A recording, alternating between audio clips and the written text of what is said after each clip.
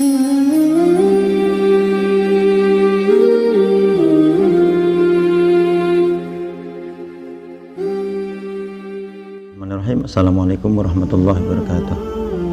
Alhamdulillahirabbil alamin wa bihi nasta'in ala umuri dunya waddin wa ala alihi washabihi ajmain, amma ba'd. Wa qala ta'ala fi kitabil karim, a'udzubillahi minasyaitonir rajim, bismillahirrahmanirrahim.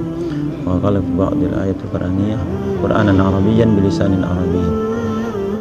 Baik, pada kesempatan pagi hari ini kita akan mengkaji tentang bagaimana cara belajar bahasa Arab yang baik. Kita tahu bahwasanya bahasa menurut Ibnu Jinni adalah aswatun yu'abbiru biha kullu qaumin an aghradihim. Bahasa itu sendiri kalau dipetakan itu terbagi menjadi dua. Yang pertama adalah anasirul lughah, sementara yang kedua adalah al-maharat al-lughawiyah. Anasirul lughah itu sendiri terdiri dari tiga hal. Yang pertama adalah al-aswat, yang kedua adalah al-mufradat, kemudian yang ketiga adalah al-qawaid. Sementara yang kedua dia adalah al-maharat al-lughawiyah. Al-maharat al-lughawiyah itu sendiri mencakup 5 hal. Yang pertama adalah maharatul istima', yang kedua maharatul kalam atau maharatul hadis, kemudian yang ketiga adalah maharatul qiraah, kemudian yang keempat adalah maharatul kitabah, yang terakhir adalah maharatul tarjamah. Penting sekali kita mengetahui bahasa dalam kehidupan ini, karena bahasa juga merupakan sebagai salah satu alat komunikasi, di samping kita merupakan sebagai alat dalam pergaulan dalam kehidupan sehari-hari. Jika seseorang menguasai bahasa asing, contohnya adalah bahasa Arab, yang sudah diklaim bahwasanya bahasa Arab itu merupakan bahasanya para nabi, bahasanya para malaikat, bahasanya ahli surga, kemudian ahli neraka, bahkan menggunakan bahasa Arab nanti kelak, itu tentunya penting dan urgen untuk dipelajari. Karena seseorang yang menguasai bahasa Arab itu tentunya dia akan lebih mudah untuk memahami Al-Quran, bahkan hadis Rasulullah SAW, di mana tidak cukup hanya sampai di situ. Al-Quran itu sendiri banyak sekali cabang-cabangnya, yaitu ya ulumul Quran. Kemudian begitu juga halnya hadis, yaitu ulumul hadis.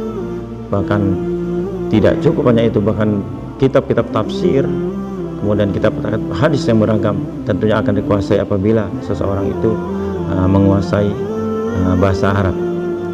Namun sebaliknya, apabila seseorang tidak menguasai bahasa Arab, dia tentunya akan kesulitan untuk memahami ajaran-ajaran Islam yang notabene adalah sumber utamanya adalah Al-Quran dan hadis Rasulullah SAW.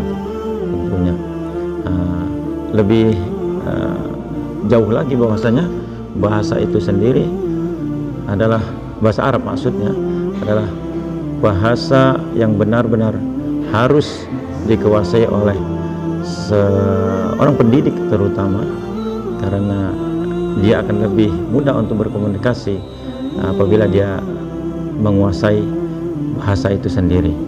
Dan bahasa itu sendiri menjadi urgen, bahkan vital serta penting sekali untuk diterjemahkan dalam kehidupan sehari-hari. Apapun bentuknya,